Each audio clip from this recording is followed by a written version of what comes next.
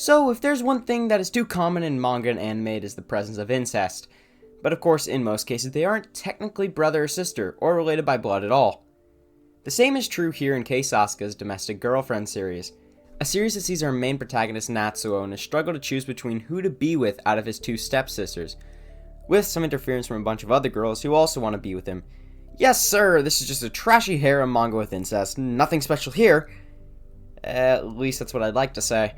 The sad thing is that thanks to the great writing in the beginning and the amazing characters, you find yourself going without sleep for 4 nights in a row reading the manga all day and night in order to find out what happens at the end. I'm speaking from experience here.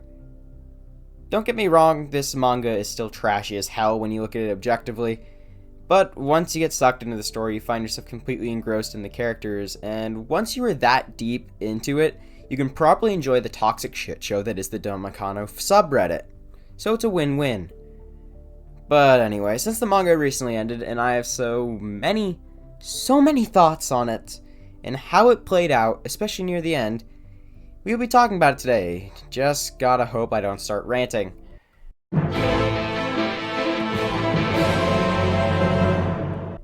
So Domestic Girlfriend is a manga that's serialized in Kodansha's weekly shonen magazine from April 2014 to June of 2020, ending out with a solid 28 volumes.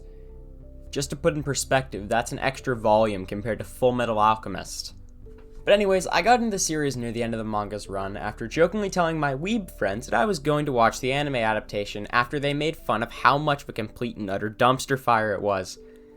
So I ended up following through on my joke and watched it. Only problem was that I fucking loved the show to bits. The final scene of the anime is about as cliffhanger as it gets in a romance anime, so I immediately went and started the manga, straight from the beginning, forsaking anything else in my life for days on end, including the basic necessities. But let's give some context to the story for those who haven't experienced the series already. So, Natsuo Fuji is your typical anime high school boy. The only thing is he has found himself desperately in love with his young teacher. He had already given up before he even tried, knowing that a relationship like that is forbidden, and even if it wasn't, his chances of being with the teacher were extremely low. So when his friends invite him to a mixer they were holding at a karaoke bar, he accepts.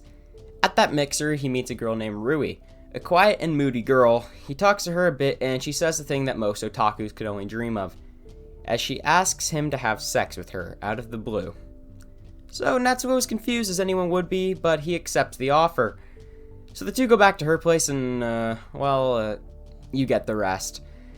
So he leaves soon after, completely unfulfilled by his first time, and returns to be greeted by a surprise announcement that his father is getting remarried, though he's been planning forever now and hasn't told him. And his soon-to-be wife is coming over with her 2 daughters. So Natsuo now has a family again, since his mom had died years prior. Anyway, so the dad's fiance comes over with the daughters. The only problem is that the daughters are the teacher that Natsuo is in love with and the girl he had just had sex with.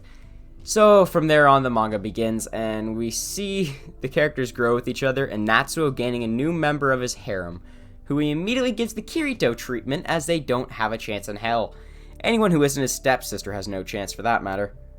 So we follow Natsuo through the next roughly 10 years of his life or so, and by that time we are given a definite winner of his affection, and the manga finally draws to a close at around the 280 chapter mark.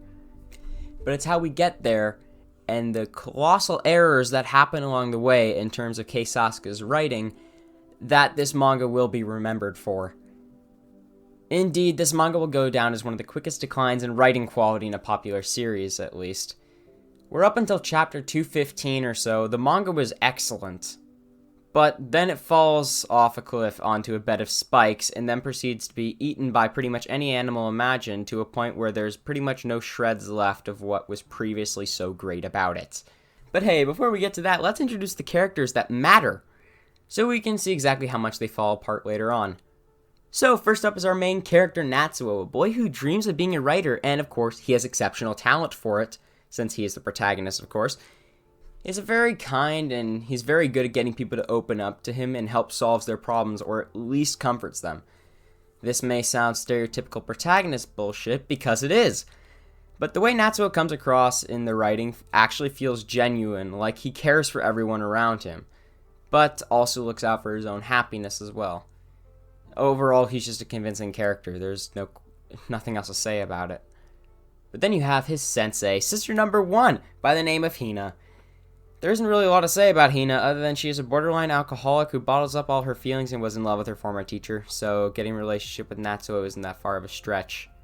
Then there is the second sister, which is the Ice Queen, Rui, who gave Natsuo her first time, and she just wanted to see what sex felt like. Yeah, she's by far and away the best character, actually, as we see her and Natsuo fall in love, as he helps her to open up and work towards accomplishing her dreams, to a point where, at least by the early chapter 200s, she's a much more developed character and actually has layers to her personality other than just being like a tsundere ice queen like you'd think she'd be at the very beginning. And then the only other 2 characters I'm going to introduce are 2 girls who never had a hell of a chance. So first there's Serizawa, a girl introduced in the college arc, and she's an aspiring actress with massive talent who, yeah, of course she does, who at first didn't like our boy Nat, as she thought he didn't take script writing seriously. But when she saw his commitment, she immediately fell head over heels for him. So she also goes kind of yandere without all the murder stuff later on when she finds out someone hurts Nat's feelings, but yeah, she's a pretty boring character. Then we have Momo, a troubled girl who constantly had labels put on her, even though she didn't deserve it, and the boys played with her emotion to a point where she began to cut herself. But anyway, then she meets Natsuo, who refuses to be her lover, but always does his best to make sure she feels loved. Also, Momo is the best character and is perfect in every way. Fuck you, Sumi. Anyway, so now that we know the characters, let's skip to where it all goes wrong. I'm not going to talk about the part that was amazing, as I feel like that should be focused in its own video and what made it so good. And then also the part that was covered in the anime is a video asking to be made. So yeah, I'm going to be focusing on the ending, well, less the ending and more where the writing quality declined up until the end. And also this part of the video isn't scripted, so I don't exactly know what I'm going to say. All I know is it is going to be in one take. So everything has been going wrong for Natsuo at this point in the manga, where everything's been, well, it all falls apart. Because he has been having a serious bad case of writer's block, but I don't remember what it was over. But anyway, so Rui is overseas at this point, training in a culinary school to make her dream come true, because her father, who's a restaurateur dude, is opening up another restaurant, wants to be head chef. But anyway, so Natsuo's struggling, Rui's achieving her dreams, Natsuo's supporting her, but then Rui comes back for Christmas and they're able to get their relationship back on track, and they're able to see each other again. But then as they're going to the airport, Rui decides, hey, I just found out about your writer's block and I feel bad that I couldn't do anything for you. So she dumps him on the spot for no reason. So after 200 chapters of the 2 of them in a relationship, we watch as she suddenly ends it for no good reason. And that's the beginning of the end for this manga. So Natsuo falls into an even deeper depression, and then we are introduced to this drug addict character. I forget her name because she's only important for about 10 chapters. But the whole thing with her is that she comes into the manga pretty much out of nowhere, because Natsuo gets sent to another mixer, of course. Yeah, great idea, Nat, going to another one. What are you trying to do, get another stepsister? So this girl's like, oh yeah, Natsuo, I like you. We're kindred spirits. And he's like, I have no idea what you mean. And she's like, well, you see, our eyes are both dead. Yeah, it's great. Put 2 depressed people in a prospective relationship. Good job, Sasuke. So anyway, so then Natsuo's like, there's something wrong with you. She starts following him like a stalker, and he's like, go away. She's like, no. He goes forward a bit more. Go away. She says no. So she follows him back to his house, and then she's like, I'm gonna live here now. So Natsuo's like, fine, after a while of arguing. So anyway, then he comes back later in the day to get something, and this girl's straight up doing cocaine. So that's already a problem. But the place things really go wrong for that is the fact that, hey, she's also being chased by Yakuza because she's not paying her drug bills or something. So anyway, her and Nat get kidnapped and end up being they're captured by the mob, effectively. And they're kind of tortured to a point where, not really tortured. They're roughed up. But anyway, Hina's like, oh no, something must have happened to Natsuo. I forget how she found all this out. But anyway, she rushes to Marie, this bartender dude, who turns out to have been former Yakuza. So they go and they beat up all these Yakuza members. Yeah, so I'm only saying that because this is like a point where Natsuo starts to feel more indebted to Hina than he ever has. Because at this point he's already like, oh yeah, Hina, she sacrificed so much for me, blah blah blah. But anyway, so we go forward a long ways. Rui is now back in New York. She's super depressed over her relationship with Natsuo, and she's also being, borderline abused by her coworkers in the office she's working in. So, yeah, the dumbness of this part, man. Another chef from Japan who was with them there is like, oh no, yeah, even I can't cheer her up because I'm trying to get with her now, and oh no, I can't cheer her up. Do you want to know who would cheer her up? The boy who she left back home absolutely destroyed. Yeah, I'll go back to Japan. So anyway, he was already going back to Japan, but he goes back to Japan and he's just, he confronts Nat and he's like, Nat, you need to go see her. She's depressed. Yeah, Chef Boy's kind of a robotic type character.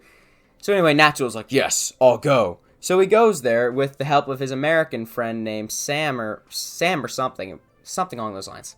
I don't really remember because he got completely ignored for most of the manga. So, yeah, they go and he's like, yes, I've come to see Rui. So then he shows up in front of Rui's apartment and effectively saves the day as he pulls her out of a depression and also a point where she couldn't even taste food because, yeah, that's a thing. So then they're like, okay, well, I still love you, Rui. I still love you too, Natsuo. Let's be together forever. Then they have sex again. It turns out that this condom was defective, so by the time Natsuo goes home, Rui finds out that she's pregnant, calls Natsuo, and is like, oh yeah, Nat, I know you're in college and all, but I'm pregnant and I'm keeping the baby. And it's like, yeah, this is fantastic news. I'm 20 with no way of supporting a family, but this is great. So, anyway, she's pregnant now. She comes back with the blessing of her father, who's like, yeah, you're ready anyway. They tell everyone in their family, well, not everyone, because Hina already knew, but they tell the parents, and the parents are like, oh, Nat, haven't you already had enough fun with one of your stepsisters? But you know what, fine, we'll support you and her. So anyway, they now have support. They're getting married, and then something bad happens because, actually, no, my bad. Getting the timeline confused here, but by this time Natsuo's regained his writing. He's putting out another book. He's finished up what was left behind by his true mentor. So anyway, this book gets released. The two of them are getting ready to be married. Everything seems like it's going to work perfectly because now he actually has a way to support himself in his writing. He has a kid on the way. He's getting married to, of course, his stepsister. But then we have Stalker-san come into it. Well, again, because there's been multiple at this point in the series, because no series is complete without the main character being stabbed and having about 10 or 15 stalkers, apparently. So anyway, this guy's like, oh yeah, I'm a crappy reporter. I pretty much work for TMZ, if it was fictional. You know, this Natsuo guy is getting a lot of clicks. I'm gonna follow him around for a bit. See if I can get some nice dirt on him to write an article. So he pretty much follows Natsuo around, and this is like at a time where he's not even like around Rui that much these few days. So this guy's like, oh, there's nothing going on here. Then he gets contacted somehow by someone put in prison for stalking Hina and stabbing Natsuo, and he's like, oh yeah, man, they were teacher and student, they had a relationship, they're also step siblings. So of course Stalker-san's like, this is the good shit. This is amazing. This is something I can write an article about. So he writes an article. It's about to be released. But then Hina gets into it and she's like, I'm a super person now. So she effectively goes there, threatens the hell out of the guy, denies every allegation he has, and they're all real things, and then reveals to the editor of the newspaper he works at that, hey, this guy his source is a convict that was put in prison for stalking and stabbing people. So, of course, the newspaper's like, we can't print this shit. This is going to get us dragged through the mud. So, they fire the guy straight up. Straight up, Stalker-san gets fired. And Sakura-san's really angry. He's like, ugh, this was gonna be my big break. I haven't done anything valuable with my life in years, and I've been, for the last couple weeks, following some 20-year-old kid around who just dropped out of college. So he decides to enlist the help of his friend Truck-kun. Yes, Truck-kun, the #1 guy who automatically transports people to another world. And then he runs over Hina. But instead of getting transferred to another world, Truck-kun just puts Hina in a vegetative state. So she's like, well, she's a vegetable, so she can't say anything, actually. And then Natsuo and Rui are like, oh no, how did this happen? Right before we were supposed to get married. And then, so by this point, everything's gone to complete shit. All the characters have fallen apart.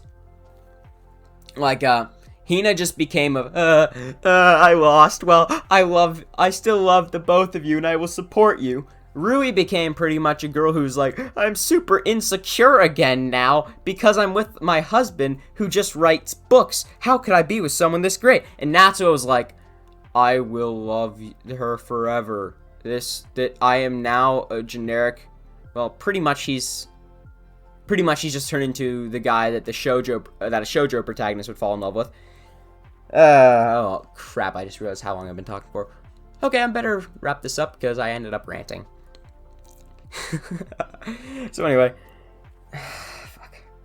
I don't know, man. It ends up that Hina's in a vegetative state. Marie, the bartender guy, comes around. He's like, Natsuo, you shitty person. Hina was still in love with you. And he's like, what? No, that's impossible. And he's like, yeah, it was. And he starts listing off all this bullshit, stuff that quote unquote was a sacrifice, but effectively came down to when Natsuo was super depressed and trying to get his writing back. Hina made him sandwiches.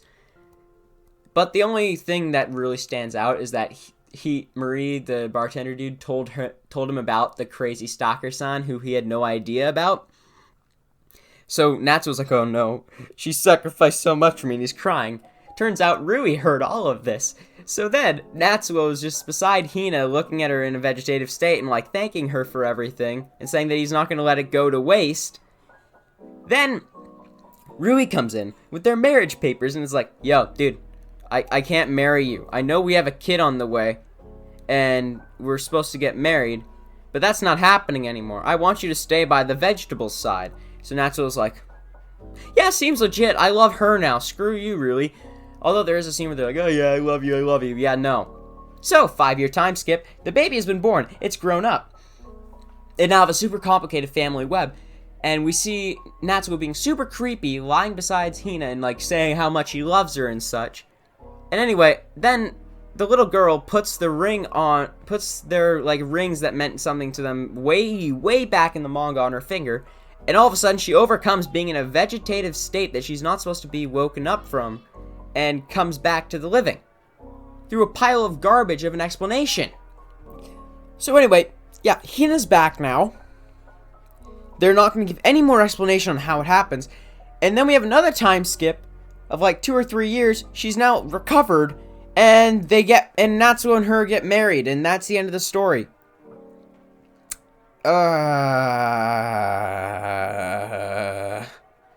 Thanks, Kei Sasuga. I hate it. So yeah, Domestic Girlfriend. Overall 7 out of 10. It would have been like a 9 if it weren't for the crappy ass ending. So I'm just gonna hold on to how great the manga was for 2/3 it was fantastic. So I'm gonna hold on to those 2/3 and pretend the last third didn't exist, and then he ended up happily with Rui. The only solace we can take in is that Momo ended up happy with this weird Kohai named Riken. Anyway, that's gonna be it for me. Thanks for watching. As always, my name's Lakaidam, and just cue the outro already. Hey, hope you enjoyed the video. If you did, make sure to leave a like and subscribe. I'll stream 4 days a week over on Twitch, so make sure to check that out for streams and such. I may even be live right now. But if I'm not, there are always more videos to check out on the channel if you are interested. And without further ado, have a good day.